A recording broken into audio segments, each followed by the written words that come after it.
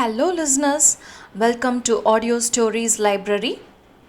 We are now going to look into the 8th episode of Five Little Friends. Now, let's start the story. Paul stayed in Fairport a week after Bob had left. He was not lonely, for his daddy had come. Paul and his daddy were great friends. They went around together like two chums. The day before Daddy's week was up, they went out for a long sail. Mrs. Ray was afraid to go, but Paul was not.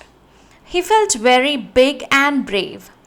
With Daddy to sail the boat, everything would be all right.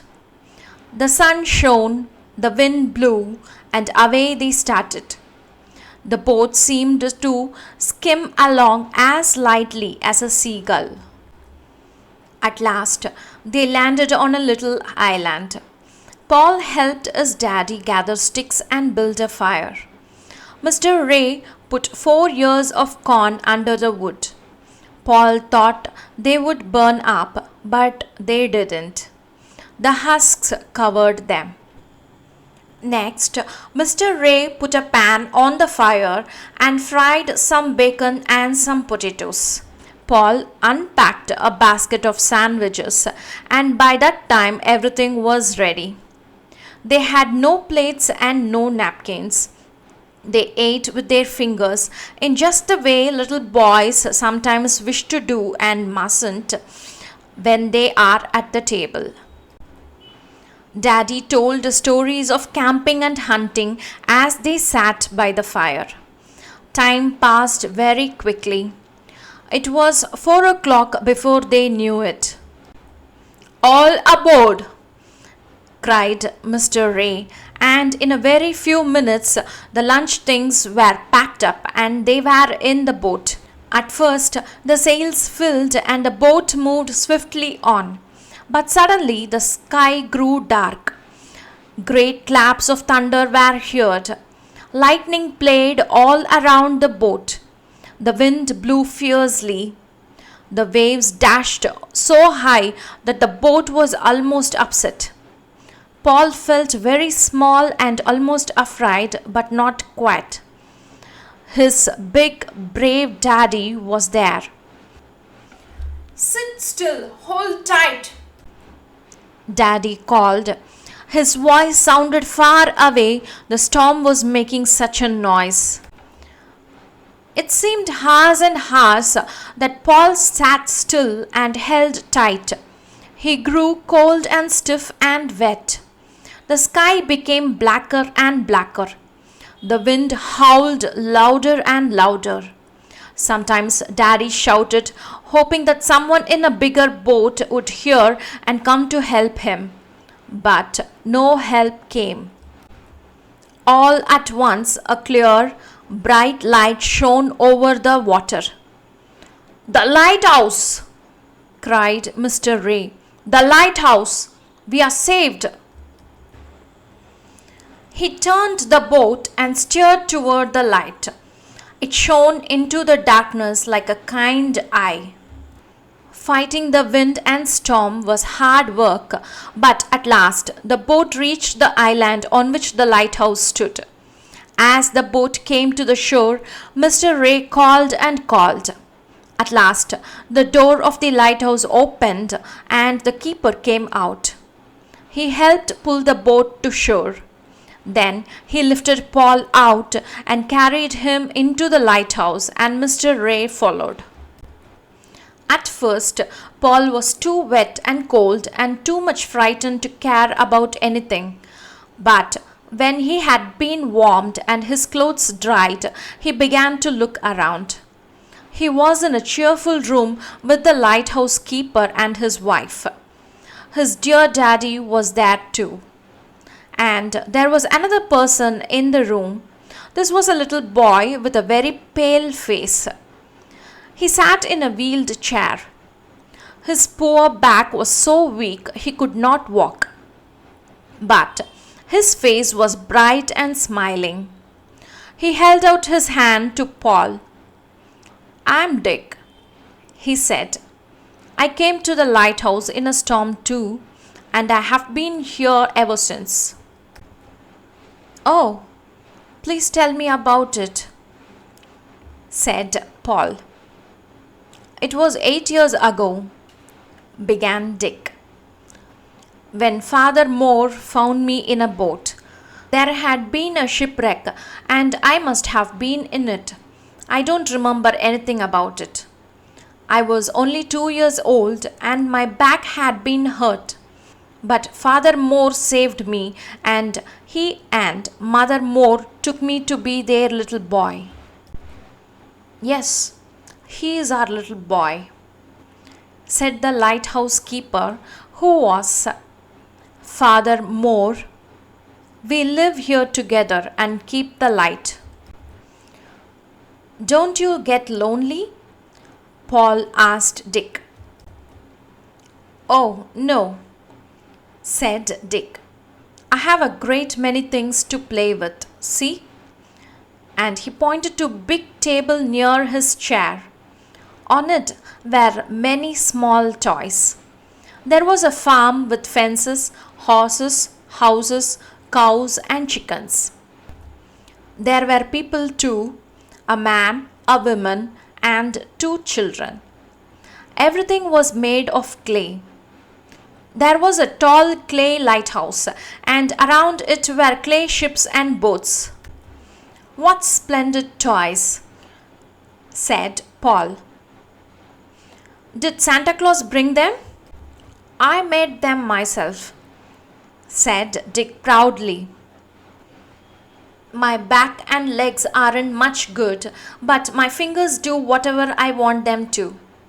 Whenever I am lonely, I think of something to make, and then my fingers make it. I think, he went on laughing, I will make you and your father after you have gone. Paul hated to leave the lighthouse and brave little Dick. But he and Daddy had to go as soon as the storm was over. They knew Mrs. Ray would be greatly worried about them. I'll write to you, said Paul to Dick, and I will send you some of my books with pictures in them. Then you can make more things. How glad Paul's mother was when her little boy and his daddy reached home. That night she came in to tuck him snugly in bed. Is my little boy sorry this is his last night at Fairport? She asked. No, mother, said Paul. I hate to leave Captain John and the cave and the beach and the ocean, but I want to get home. I want to see Bob and Betty and Peggy and Dot. I want them to help me do something for Dick. What do you want to do, dear? Asked Mrs. Ray. I want to send him something to keep his fingers busy, perhaps a tool chest and some wood, said Paul. And, oh mother, do you think we could do something to make his back strong? Perhaps we can, answered Mrs. Ray. We must see what we can do to help him. You may be sure that some happy days came to Dick after the 5 little friends had put their hands together. The end of 5 little friends.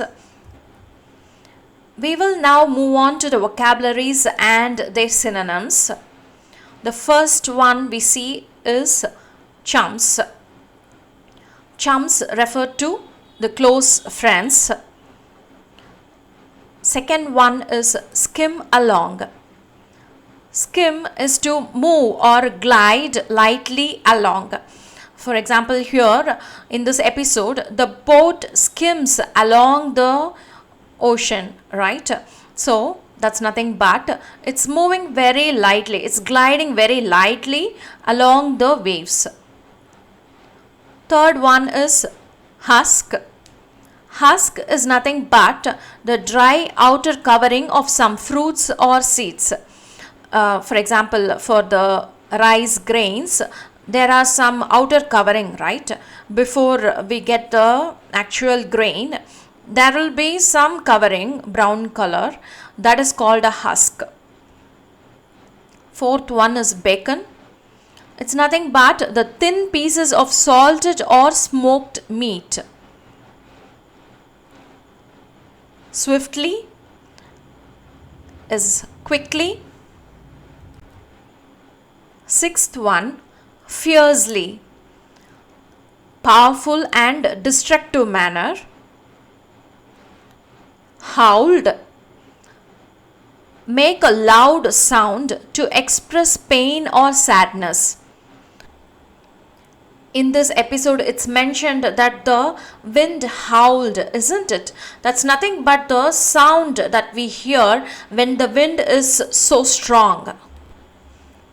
For example, we could also say that the dog or the fox howls, like they make a very long, louder noise, isn't it? The sound that they produce, that's called howling. Shipwreck, the destruction of a ship at sea by sinking. If suppose a ship got sunk in the ocean, then it's called a shipwreck. Tuck, to push a loose end of a piece of clothing or material into a particular place or position. Here in this episode, Paul's mother tucks the bedsheet on Paul, right? And makes him feel comfortable and cozy. She is trying to protect him from the cold weather, right? So that's called tucking. Snug, comfortable, warm and cozy. Perhaps it's another term for maybe. That's all for now. I hope you would have enjoyed the story of Five Little Friends. To receive notifications about our upcoming audio stories, please do subscribe to our channel Audio Stories Library and also press the bell icon next to it. Thank you. Bye for now.